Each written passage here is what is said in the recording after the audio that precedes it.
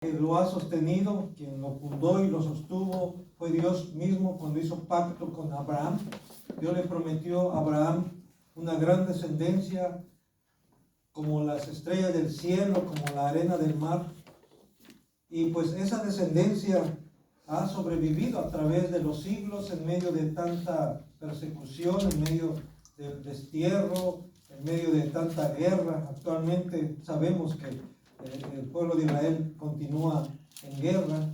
Y claro, no vamos a entrar aquí en analizar la situación, si tiene o no razón, pero lo que sí podemos ver que aún en medio de todo esto, Dios ha sido fiel.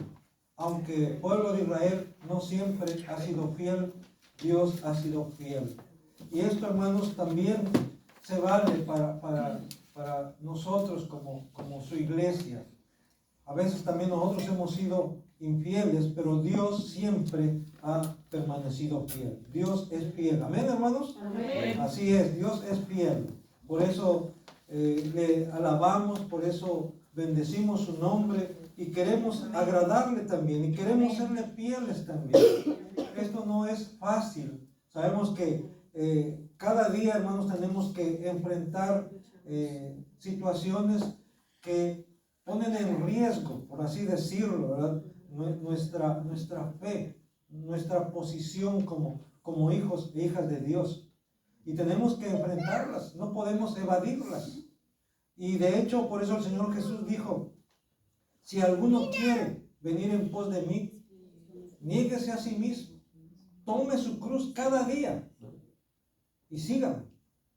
Es cada día, no solamente un día de nuestra vida, sino todos los días de nuestra vida tenemos que tomar la determinación, la decisión de ser fiel a Dios en medio de las peores circunstancias, en medio de las peores condiciones.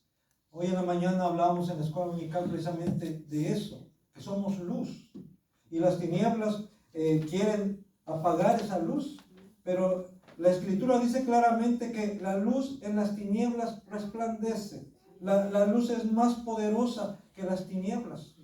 Pero aquí también va a depender de nosotros qué tanto queremos que nuestra luz brille. A veces dejamos que nuestra luz se opaque. Como alguien ponía la ilustración de un quinqué, ¿verdad? Dejamos que nuestra lámpara se ensucie, se empolve, no la limpiamos, y aunque está la luz ahí dentro, sin embargo, no brilla en toda su plenitud. ¿Por qué? Porque está sucia la lámpara. Tenemos que limpiar esa lámpara para que esa luz brille, para que esa luz resplandezca. Y la manera de limpiar esa lámpara es por medio de su palabra. La manera de limpiar nuestra vida es por medio de su palabra. ¿Con qué limpiará el joven su camino? Dice la Escritura. Y ahí mismo da la respuesta: con guardar tu palabra. Y no solamente el joven, el niño, el adolescente, el anciano, el adulto mayor.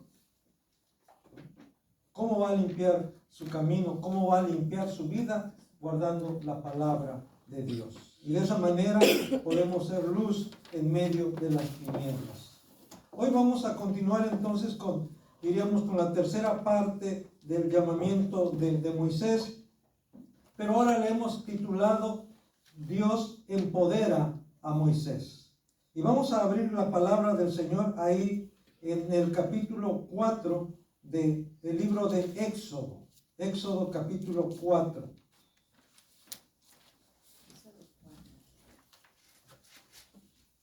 Voy a leer del versículo 1 al 9. Entonces Moisés respondió diciendo: he aquí que ellos no me creerán ni oirán mi voz, porque dirán: no te ha aparecido Jehová. Y Jehová dijo: ¿qué es eso que tienes en tu mano? Y él respondió: una vara. Él le dijo: échala a tierra. Y él la echó en tierra, y se hizo una culebra, y Moisés huía de ella. Entonces dijo Jehová a Moisés: extiende tu mano y tómala por la cola. Y él extendió su mano y la tomó, y se volvió vara en su mano. Por esto creerán que se te ha aparecido Jehová, el Dios de tus padres, el Dios de Abraham, Dios de Isaac y Dios de Jacob. Le dijo además Jehová: mete ahora tu mano en tu seno. Y él metió la mano en su seno, y cuando la sacó, he aquí que su mano estaba leprosa como la nieve. Y dijo, vuelve a meter tu mano en tu seno. Y él volvió a meter su mano en su seno, y al sacarla de nuevo del seno, he aquí que se había vuelto como la otra carne. Si aconteciere que no te creyeren ni obedecieren a la voz de la primera señal, creerán a la voz de la postrera. Y si aún no creyeren a estas dos señales, ni oyeren tu voz, tomarás de las aguas del río, y las derramarás en tierra, y se cambiarán aquellas aguas que tomarás del río, y se harán sangre en la tierra. Amén. Aquí, hermanos, en estos primeros versículos, vemos cómo Moisés está con esa incertidumbre. Y tenía razón, porque imagínense, él había dejado Egipto 40 años atrás. ¿Y cómo dejó Egipto? Huyendo, porque había cometido un asesinato. Huyendo también porque sus mismos hermanos hebreos no lo aceptaban, no querían que él interviniera ni a favor ni en contra de ellos. Y tuvo que salir huyendo. Y allá en el desierto, cuidando las ovejas de su suegro, había pasado 40 años. En muchos días o semanas solo allá. Porque, como decía la vez pasada, había que dejar a la familia para llevar al rebaño a buscar pastos, a buscar agua. Y así llegó hasta el monte Horeb, el monte Sinaí, o que después se le conoció como monte de Dios, como aquí mismo va a mencionarse en este capítulo 4 de Éxodo. Y Dios lo llama. Y lo llama para algo sumamente grande. Regresar a Egipto, a lo que era el imperio más grande del mundo en ese tiempo, ante el ejército más grande, más poderoso, ante el rey más poderoso de ese tiempo, y confrontarlo, ir con la demanda para decirle que dejara ir libre al pueblo de Israel. Él solo, por decirlo así, con esa misión, con ese encargo. Ni siquiera Dios le había dicho, ¿sabes qué? Te voy a proporcionar un ejército numeroso, te voy a proveer de hombres valientes que te acompañen para que te... No, tú vas a ir. Y por eso es natural, en cierta medida es comprensible ese temor, esa inquietud, esa incertidumbre que Moisés tiene. Y por eso Dios tiene que animarlo y tiene que empoderarlo. Y le dice, ¿qué tienes en tu mano? Y él dice, una vara. Esa vara no sabemos de dónde la agarró, no sabemos, probablemente la utilizaba como sabemos por la manera en que los pastores cuidaban su rebaño, tal vez para ahuyentar a los depredadores, tal vez aún para de alguna forma encauzar a las ovejas para que no se salieran de la manada. Era una vara que él había encontrado, que él había hallado allá en el campo. Era lo que tenía nada más. No tenía ni espada, no tenía honda, como a lo mejor David, ¿verdad? Que él sí usaba una honda. Aquí no sabemos. Pero lo que sí tenía en ese momento era una simple vara. Y aquí vemos, hermanos, cómo Dios puede utilizar algo tan sencillo, algo hasta cierto grado tan común,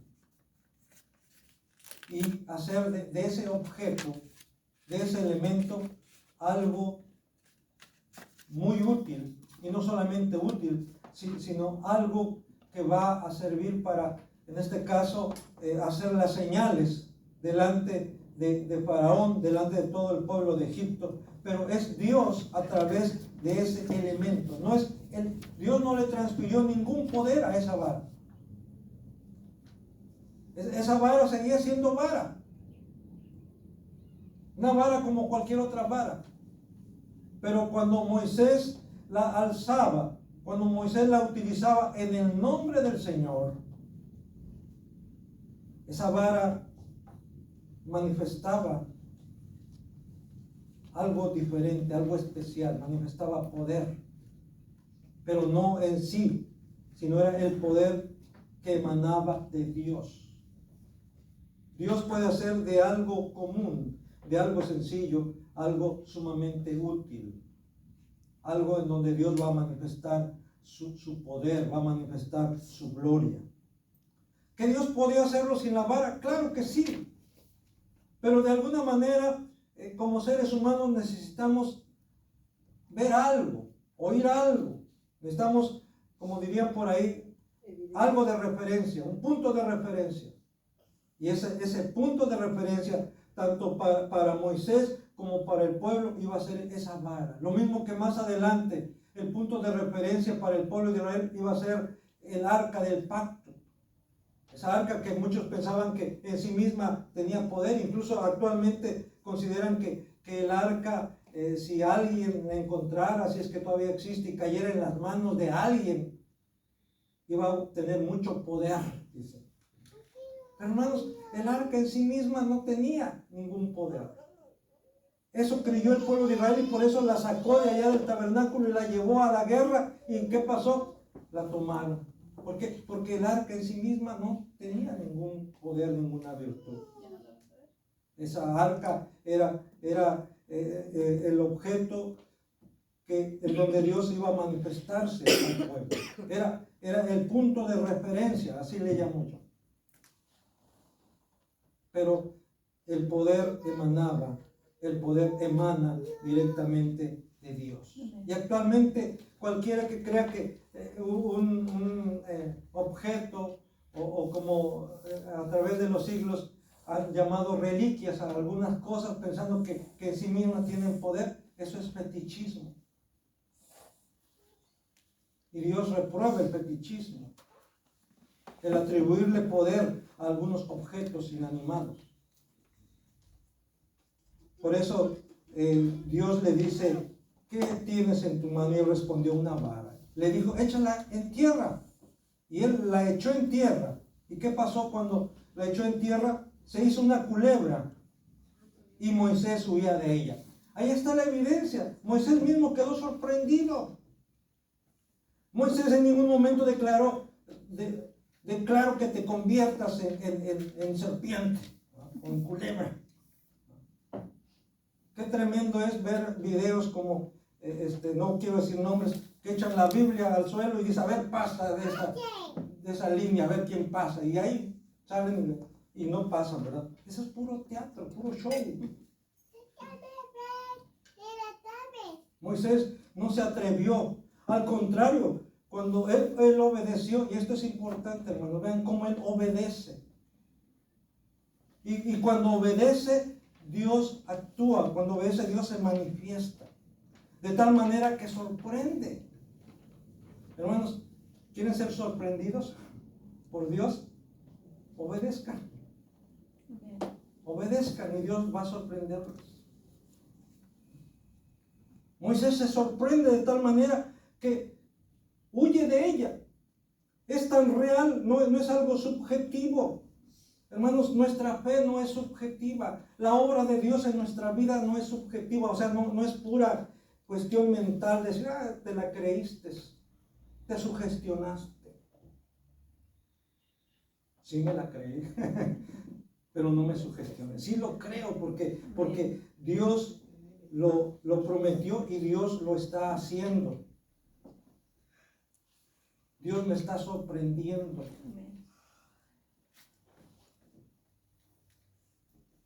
Versículo 4.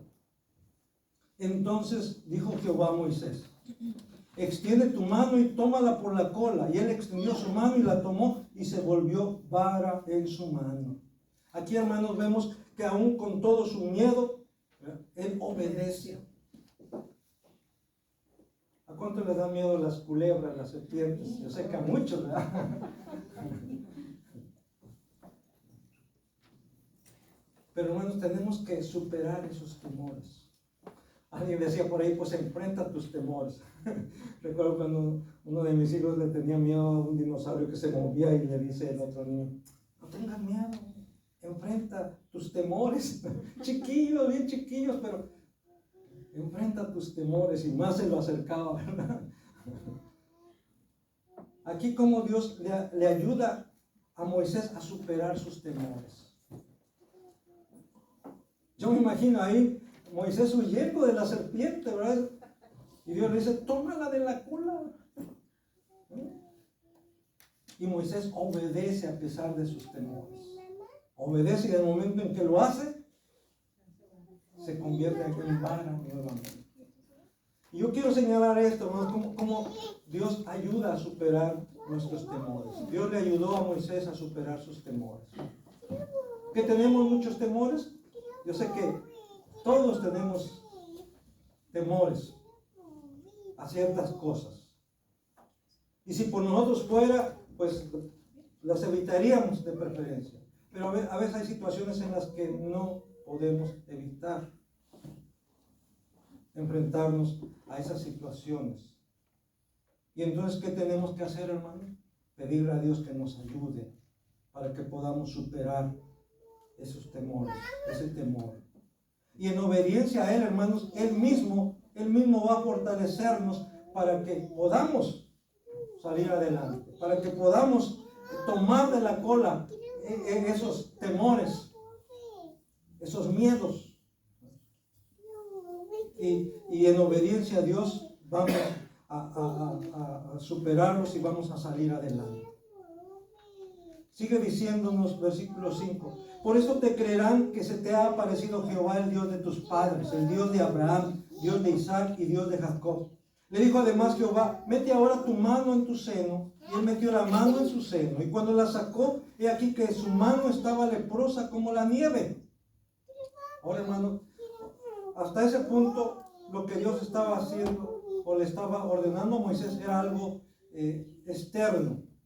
Una vara, que le había encontrado, una vara que le servía de apoyo. Incluso también sabemos que para subir un cerro, sobre todo si la tierra está suelta, pues mucho ayuda una vara, un bastón. O para bajar también, para ir sosteniendo, quienes les gusta el campo, o que les gusta subir cerros, ¿verdad? Saben qué importante es tener un soporte, una vara, un palo, lo que sea, ¿verdad? Para sostenerse. Y bueno, hasta ahí Dios estaba diciéndole a Moisés que hiciera uso de aquello externo. Pero ahora, hermanos, Dios va más allá y dice, ahora ya no es solamente lo que tienes en tu mano, una vara, ahora es tu propia mano. Ahora mete tu mano en tu seno.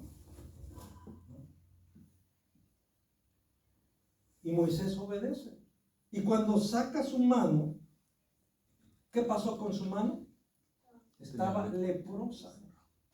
La lepra, hermanos, incluso no solo en la antigüedad, sino aún en los últimos tiempos, ha sido declarado, dicen que ya no hay, pero hay lugares en donde todavía brota lepra, hay lugares en donde todavía se manifiesta esto. Se ha erradicado casi por completo.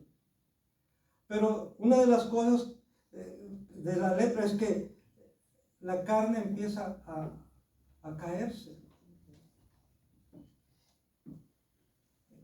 Adquiere tonos blanquecinos, no siempre es el mismo tono, pero los efectos son los mismos. La carne empieza a pudrirse y empieza a caer. Y una de las características es que la persona no siente. Eso dice. No siente. Pero siempre ha sido relacionada en el caso de la Biblia, con el pecado. Con el pecado. Lepra y pecado están íntimamente relacionados, como si la lepra fuese castigo por el pecado. No siempre, pero se le relaciona. Y en este caso, hermanos, recuerden que aún más adelante Dios da indicaciones de cuando alguien era declarado leproso, los sacerdotes tenían que hacerlo de sacerdotes y de médicos, porque tenían que presentarse, si alguien empezaba a presentar ciertas manchas en su cuerpo o aún en la ropa. Fíjense, si leen ustedes el Levítico, entonces, aún si aparecen ciertas manchas en la ropa, tenían que llevar la ropa al sacerdote y el sacerdote tenía que examinarla y decir si esa ropa podía seguirse usando o no, si con una lavada bastaba o si no había que quemarla, había que desecharla. También si alguien presentaba con ciertas llagas o manchas o lo que sea, el sacerdote también era el que veía, ok, puede ser lepra, puede ser esto, no es nada, puede ser nada más como diríamos ahora, un sarpullido, eso no hay problema. Es que los sacerdotes lo hacían de médicos también. Y por eso, cuando alguien sanaba, tenía que presentarse nuevamente ante el sacerdote para que el sacerdote lo declarara limpio, que ya no contaminaba, que ya estaba bien. Pero esto era lo que Dios había indicado a sus sacerdotes, que lo hicieran de esa manera. Declarar limpio a alguien que había estado contaminado, a alguien que había estado enfermo, a alguien que había estado leproso. Aún Jesús, cuando sanó a los leprosos, dijo, vayan y preséntense al sacerdote. ¿Para qué? Para que los declarara limpios. Ya estaban limpios físicamente, pero era necesario que el sacerdote los declarara limpios. Eran como que tenían esa autoridad para hacerlo, esa autorización. Ahora, ¿por qué estoy mencionando esto? Porque de esta manera Dios le está mostrando a Moisés que el que puede limpiar a alguien leproso es Dios. Nadie más podía hacerlo. Nadie más podía curarlo. Y Jesús lo demostró, literalmente sanando leprosos. Así como Él demostró que era la resurrección y la vida levantando muertos. Así como Él demostró que era el pan de vida, dando de comer a más de 5,000 gentes con solo 5 panes y 2 pececillos. Así también Él demostró que Él es el médico por excelencia, sanando aún leprosos, sanando paralíticos. Y aquí vemos cómo Dios le dice a Moisés, mete ahora tu mano en tu seno. Y metes la mano y la saca, y estaba leprosa como la nieve. Y luego versículo 7 dijo, vuelve a meter tu mano en tu seno. Y él volvió a meter su mano en su seno. Y al sacarla de nuevo del seno, he aquí que se había vuelto como la otra carne. Esto también debió sorprender a Moisés. Pero hermanos, imagínense, si le tenía miedo a la serpiente, a las culebras, ¿usted cree que tenía miedo a quedar leproso? ¿Tendría miedo a la lepra? Era lo más terrible, hermanos, en ese tiempo. Y como Dios le dice, mete tu mano y la saca y está leprosa. ¿Cuál sería la reacción de Moisés en ese momento al ver su mano leprosa? Seguramente también sorprendido, asustado, preocupado. Y se quedaba así. ¿Qué iba a hacer? Pero Dios le dice, ahora vuelve a meter tu mano. Y ahí, Dios está jugando, ¿qué? No, Dios en ese caso sabía que Moisés necesitaba reafirmarse en su fe. Porque la tarea que tenía por delante era grande. Y tenía que ir bien convencido. Tenía que ir firme en su fe. Y cuando vuelve a meter y la saca, está su mano limpia. Como dije antes, un leproso pasaban semanas para que fuera sanado. Y eso sí es que era sanar. Y aquí Dios lo hace en instantes. Y esto, hermanos, también indica el poder sanador de Dios, no solamente en cuanto a la lepra, sino a muchas otras enfermedades. Es más, yo he sabido de casos de personas que han sanado de cáncer. Y aquí en Tijuana me tocó ver como un joven declarado con SIDA quedó sano totalmente. De verdad, hermano, a mí, perdón, me ha costado trabajo aceptar algunas cosas, pero este joven, y lo doy testimonio de ello, ¿verdad? Amén. Yo recuerdo todavía cuando no era miembro de esta iglesia, por supuesto, cuando vino, porque en ese tiempo yo trabajaba con los jóvenes, vino, hermano, destrozado totalmente, porque le habían dado los resultados de sus 2 veces se mandó a hacer estudios, análisis. Venía destrozado. Estuvo en cuidados intensivos en la clínica 20. Pero allá había gente orando afuera de él. Y Dios lo sanó de SIDA. No nomás era VIH, como dicen, ¿verdad? Ustedes saben que hay VIH. No, esta era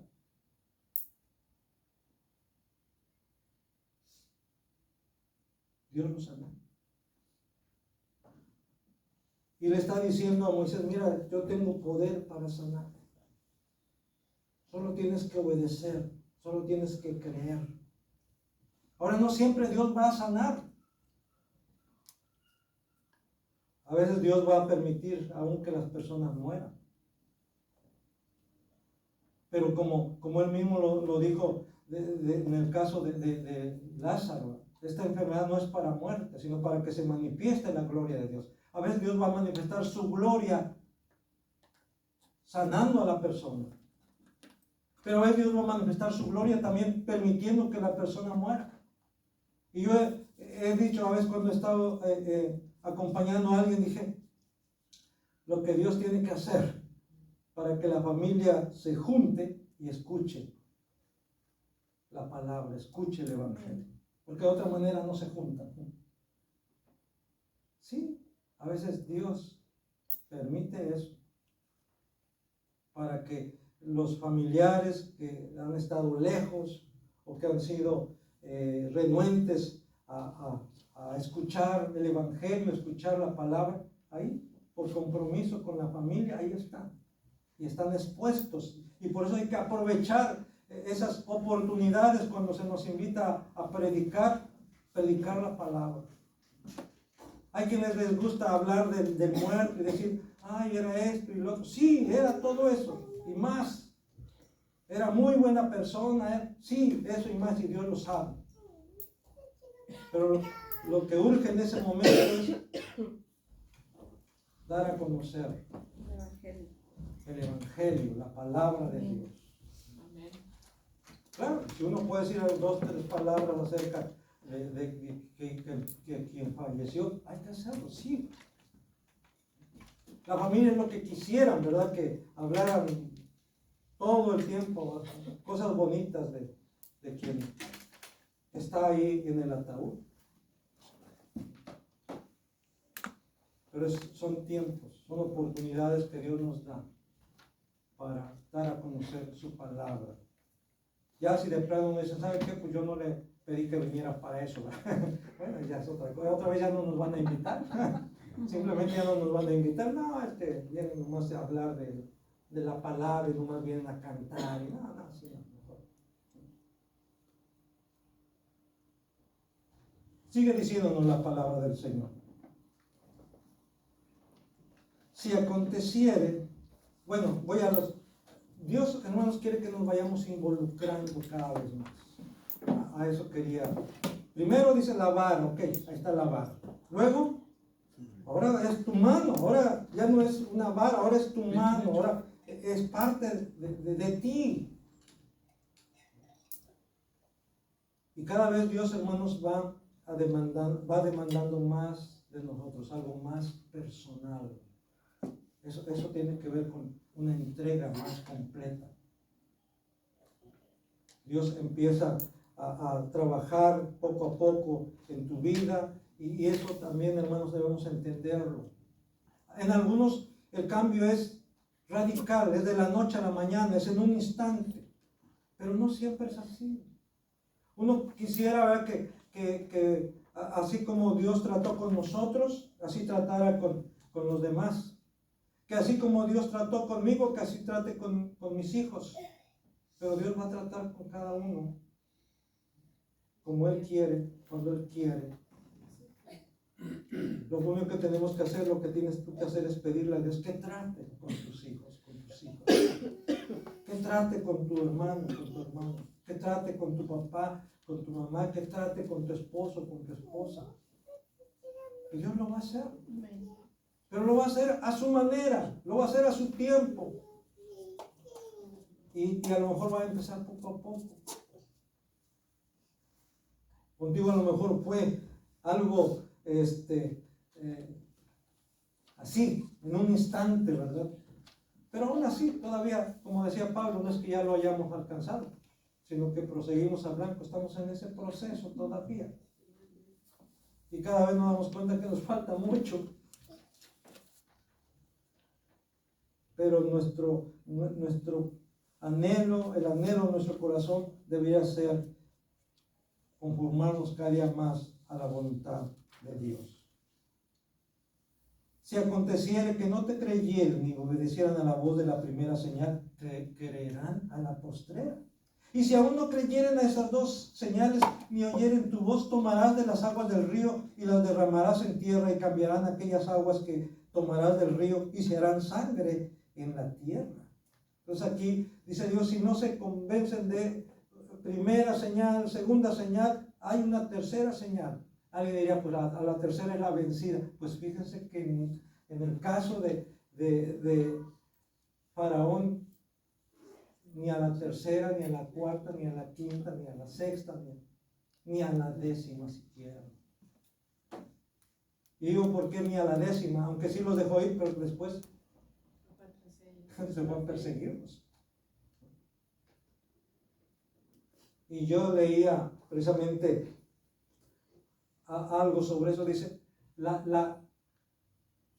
a la incredulidad ni los milagros la convencen. A la incredulidad ni los milagros la convencen. Qué tremendo es esto, ¿verdad? Que mientras Dios no produzca esa fe en el corazón del hombre, de la mujer, por sí mismo no puede creer. El hombre está incapacitado para creer. ¿Por qué? Porque el hombre está muerto en sus delitos y pecados, como dice en Efesios capítulo 2. Eso que enseñan que el hombre está medio herido, medio lastimado, que si se le da la oportunidad, él va a levantarse, va a salir por sí mismo, nomás es cuestión que se le dé una ayudadita, ¿verdad? Y ya, un empujoncito y ya, un levantoncito y ya. En algunas otras cosas sí, pero en cuanto a la salvación, en cuanto a la fe, hermanos, solamente Dios puede hacer posible que el hombre y la mujer crean. Como dice en Efesios 2, 8 y 9, por gracia somos salvos por medio de la fe. Y esto no es de nosotros. No solamente la salvación no es de nosotros, sino la misma fe, dice, es un don de Dios. No por obras, para que nadie se gloríe. Si aún no creyeren estas dos señales, ni oyeren tu voz, tomarás de las aguas del río y las derramarás en tierra, y cambiarán aquellas aguas que tomaste del río y se harán sangre en la tierra. Entonces Moisés dijo a Jehová: ay, Señor, nunca he sido hombre de fácil palabra, ni antes ni desde que tú hablas a tu siervo, porque soy tardo en el habla y torpe de lengua. Y Jehová le respondió: ¿quién dio la boca al hombre? ¿O quién hizo al mudo y al sordo, al que ve y al ciego? ¿No soy yo Jehová? Ahora pues, ve y yo estaré con tu boca y te enseñaré lo que hayas de hablar. Y él dijo, ay Señor, envíate ruego por medio de aquel que debes enviar. Entonces Jehová se enojó contra Moisés y dijo, ¿no conozco yo a tu hermano Aarón, levita, y que él habla bien? Y aquí que él saldrá a recibirte, y al verte se alegrará en su corazón. Tú hablarás a él, y pondrás en su boca las palabras, y yo estaré con tu boca y con la suya, y os enseñaré lo que hayáis de hacer. Y él hablará por ti al pueblo. Él te será a ti en lugar de boca, y tú serás para él en lugar de Dios. Y tomarás en tu mano esta vara con la cual harás las señales. Aquí, hermanos, vemos cómo Dios se enoja debido a la indisposición de Moisés para obedecer. Vemos entonces que detrás de todo eso hay indisposición de parte de Moisés. Y aún me sorprende, hermanos, créanmelo, cuando uno sigue leyendo más cómo Moisés se resiste, y cómo Dios le tiene paciencia, cómo Dios condesciende con él. Porque en última instancia, hermanos, Moisés no era indispensable. Moisés podía llamar a otro. Dios podía levantar a otro. Y aquí, hermanos, es algo que quiero también señalar.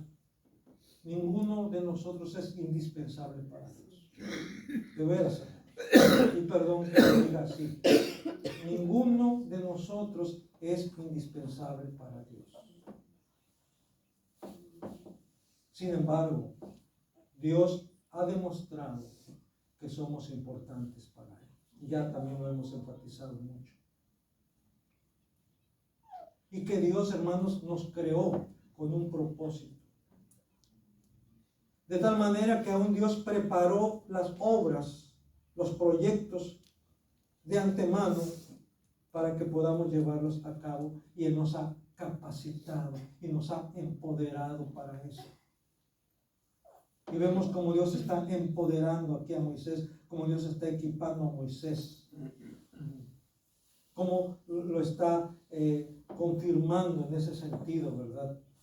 Y aún así Moisés no tiene esa disposición, de tal manera que aquí realmente deja ver, ay Señor, envía al que debes enviar, como diciendo, yo no quiero ir. Yo creo que yo no soy el más indicado para eso. Hermano, ¿qué le está diciendo a Dios? Señor, te equivocaste conmigo.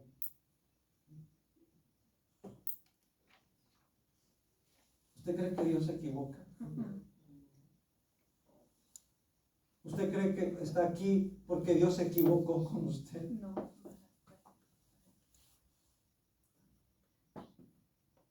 ¿Usted cree que yo estoy aquí porque Dios se equivocó conmigo? Yo me he equivocado, sí. Usted se ha equivocado seguramente. Pero Dios nunca se ha equivocado. Y Moisés, hermanos, dice, ay Señor,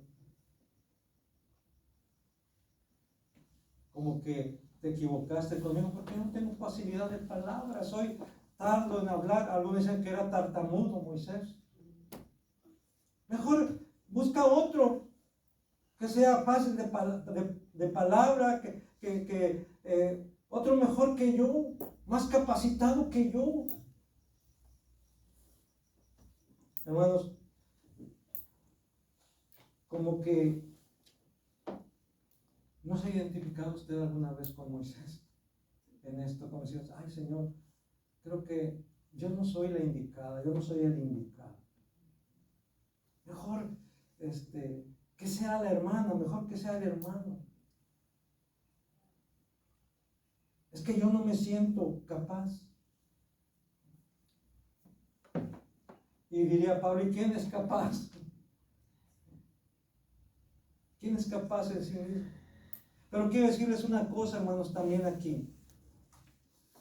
Dios no está llamando a personas capaces.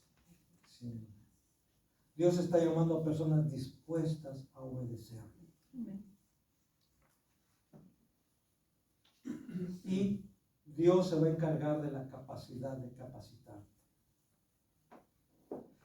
¿Cómo es posible que a veces en algún empleo tú aceptes un empleo, un trabajo, que no sabes nada de ese trabajo, de ese empleo? Ah, pero hay la promesa que dice, te capacitamos. Y sí, te capacitan. Una semana, media semana, 2, 3 días, te capacitan para que puedas desempeñar ese trabajo. Y después lo haces muy bien. Ya después ya no lo quieres dejar, porque te desempeñan muy bien. Hermanos, si las empresas del mundo, si el hombre te promete capacitarte para que hagas bien tu trabajo, ¿tú crees que Dios no lo va a hacer? ¿Tú crees que Dios te va a dejar así ahí como tú puedas, ahí como te las arregles? Creo que no. Dios también te va a capacitar. Así es que eso de la incapacidad no es excusa para no servir a Dios. Más bien, hay que ser sinceros, a veces no tenemos la disposición, a veces no tenemos la voluntad, a veces no queremos. Esa es la verdad. Pero si tú quieres, tus limitaciones no van a ser un obstáculo. Dios va a capacitar. Te va a capacitar por medio de su palabra y te va a capacitar por medio de su Espíritu Santo. Amén. De tal manera que vas a poder cumplir con la voluntad de Dios. Él no se equivoca, hermano. Si Él te llamó, alguien dice que Dios te llamó, Él sabía lo que iba a llegar a ser, ¿verdad? Suena bonito eso. Dios te llamó porque Él va a trabajar en ti de tal manera que vas a llegar a ser lo que Él quiere que tú seas. Pero Él es el que se va a encargar de trabajar con tu vida, de trabajar en ti. De tal manera que su gloria se va a manifestar en ti. De tal manera que tú vas a vivir para la gloria de Dios. Vemos aquí, hermanos, como Dios es condescendiente, se enoja, sí, pero llega el punto en que también Dios dirá, ¿a poco Dios se enoja? Pues la Biblia lo dice. Pero que hay una diferencia, hermanos, entre la ira de Dios y la ira del hombre. La ira del hombre no obra la justicia de Dios. Yo les daba testimonio hace 8 días, ¿verdad? Como la palabra en sí misma es poderosa. Pero el hombre, hermanos, es explosivo. El hombre actúa, como dicen por ahí, en base al momento, actúa en base a su estado de ánimo, actúa en base a prejuicios, actúa en base al calor del momento. El hombre pierde los estribos, ¿verdad? Y su entendimiento se nubla con la ira, con el enojo. Hermanos, pero Dios, Él es el mismo, Él mantiene su santidad y en esa santidad Él manifiesta su ira. Y no es una ira descontrolada. Cuando he compartido esto, lo que es el serie del Antiguo Testamento, he hablado acerca de los atributos de Dios, de la ira de Dios. Y algo que he aprendido en la Biblia es que la ira de Dios es diferente a la ira del hombre. Amén. Que la ira de Dios, alguien diría, la ira de Dios es santa. Suena también así, pero hermanos, yo me cuesta trabajo entender esto, pero de tal manera que aunque Dios se enoje, aún aunque se enoje con mi pecado, Él me sigue amando, pero en Cristo. Ahora que estoy en Cristo. Amén. Eso de que dicen que Dios aborrece el pecado, pero ama al pecador. Otra vez se oye bonito, ¿verdad? Yo he escuchado eso en predicadores.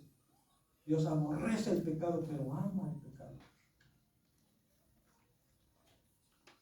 Y la Biblia dice que Dios aborrece el pecado y aborrece también al pecador que no puede él tolerar al malo delante de él. Pero entonces, ¿cómo yo puedo estar delante de él? ¿Cómo tú puedes estar delante de él? ¿Que eres muy buena o eres muy bueno? ¿Por qué puedes estar delante de él? Porque Cristo lo ha hecho posible. Porque ahora estás en Cristo, ya no estás en ti mismo, ahora estás en Cristo. Y por eso Dios te ama en Cristo. Y es verdad que ahora cuando tú le desobedeces, cuando tú pecas en contra de él, su corazón se contrista.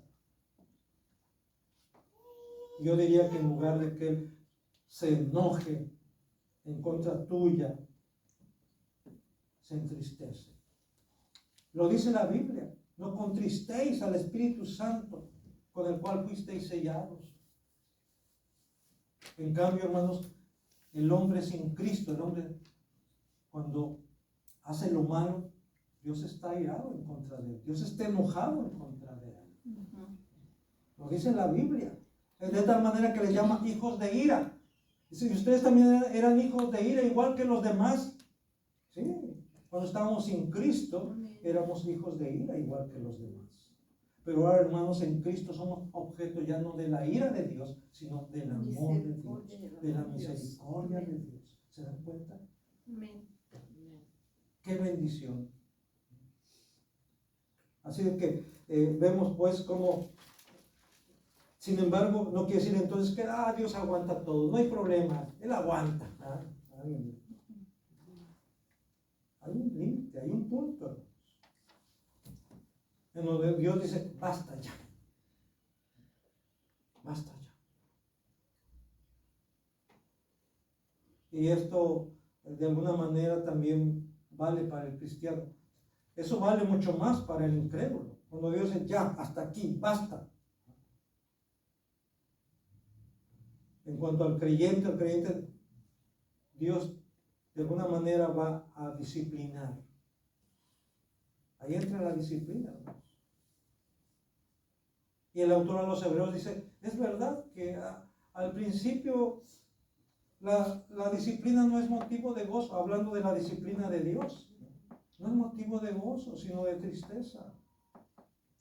Pero al final da fruto apacible de justicia a los que en ella han sido ejercitados, dice. Si no fuesen disciplinados, si no somos disciplinados, dice, entonces estaríamos dando evidencia que somos bastardos y no hijos. Pero cuando Dios nos disciplina, ¿no?, lo hace con amor y lo hace porque somos sus hijos, porque eres su hija.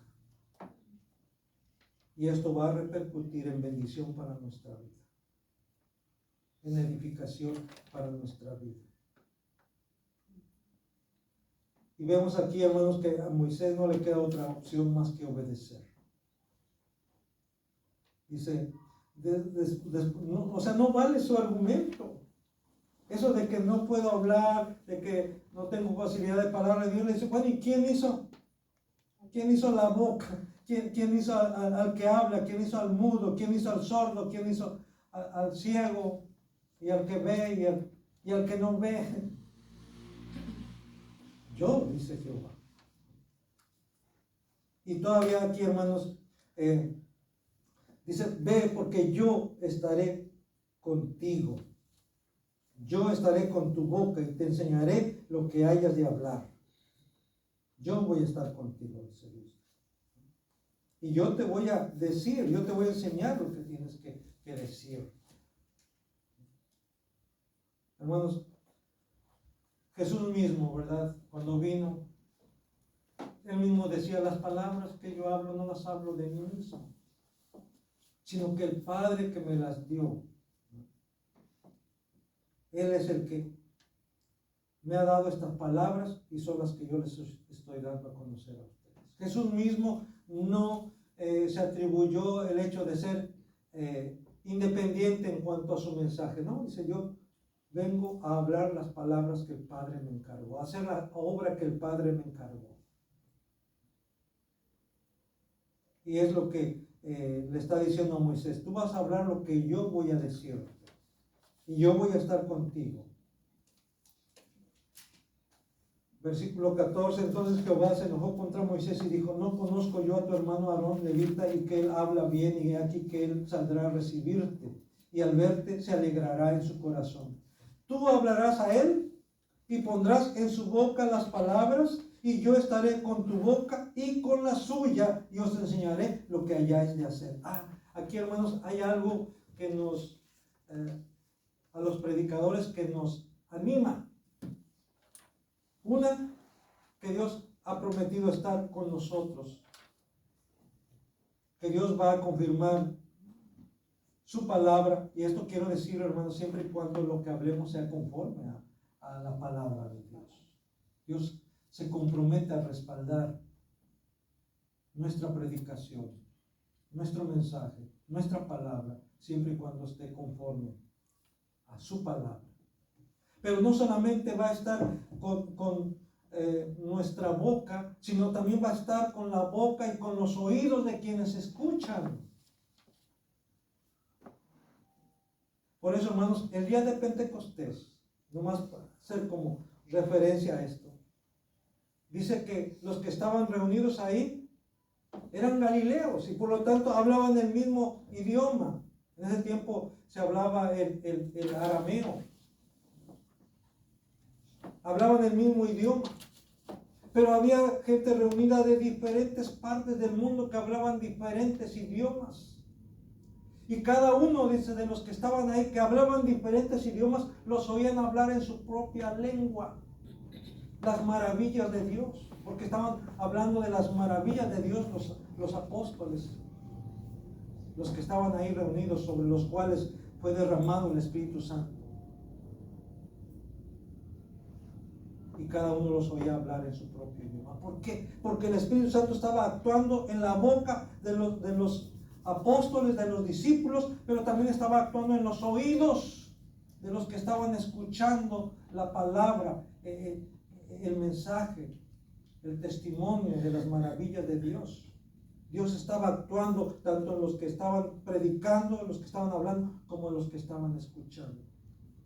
Y hermano, esto nos anima. ¿Por qué? Porque Dios ha prometido respaldar nuestra predicación, nuestro mensaje, nuestro testimonio, también actuando en aquellos que están escuchando. Porque así le dijo a Moisés, tú hablarás a él y pondrás en su boca las palabras, y yo estaré con tu boca y con la suya, y os enseñaré lo que hayáis de hacer. Y él hablará por ti al pueblo. Él te será a ti en lugar de boca, y tú serás para él en lugar de Dios. Y tomarás en tu mano esta vara con la cual harás las señales. Aquí, hermanos, me adelanto un poquito, pero quiero decirles la importancia de trabajar en equipo. Cómo Dios le provee de una ayuda a Moisés. Cómo Dios va a suplir las deficiencias de Moisés. A veces Dios va a capacitarte y va a suplir tus propias necesidades. Pero si Dios no lo quiere así, porque a veces, ay Señor, yo quisiera tener el don de, pues no sé, alguien diría, de la música, de tocar el piano, de tocar la guitarra. Y a lo mejor Dios puede darte ese don de la música, pero tienes que también esforzarte, tienes que disciplinarte, tienes que practicar, ¿verdad? Porque si quieres aprender a tocar guitarra, pero ni siquiera tienes la guitarra, pues ¿cómo, verdad?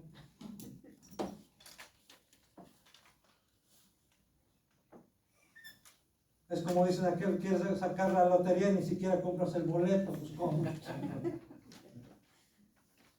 Entonces requiere que te esfuerces, pero Dios te va a ayudar si lo vas a hacer para su gloria. Pero si Dios no quiere y tú te das cuenta que de plano, pues no, ¿verdad? No. Bueno. Dios va a proveer de alguien. Y por eso, hermanos, tenemos que estar también orando para que Dios siga sosteniendo el ministerio de la música. Damos gracias a Dios por la vida de nuestro hermano Max, por las hermanas que nos dirigen en la alabanza. Pero ese piano está muy solo ahí. Ya no se escuchan las notas del piano.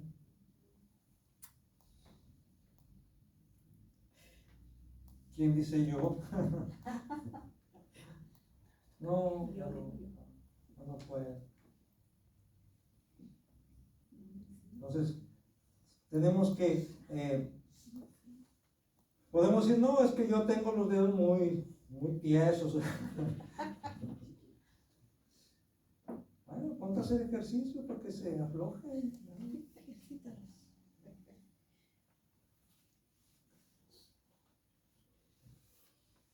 A veces Dios va a responder a tu oración, pero si no va a responder de otra manera, a lo mejor no va a ser tú, va a ser otro.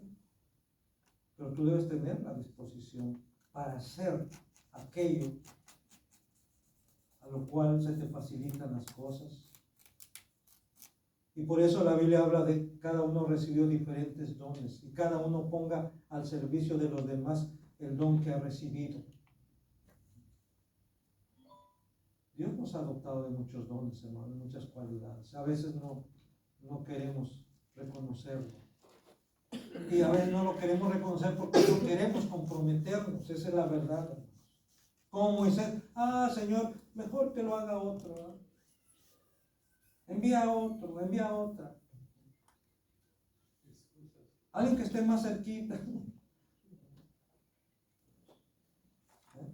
Pero que estamos demostrando detrás de eso, que no hay disposición. Dios, hermanos, va a llamar hombres y mujeres dispuestos. Dios quiere hombres y mujeres no tanto que sean capaces o perfectos, sino hombres y mujeres que estén dispuestos a servir, dispuestos a ser fieles al Señor.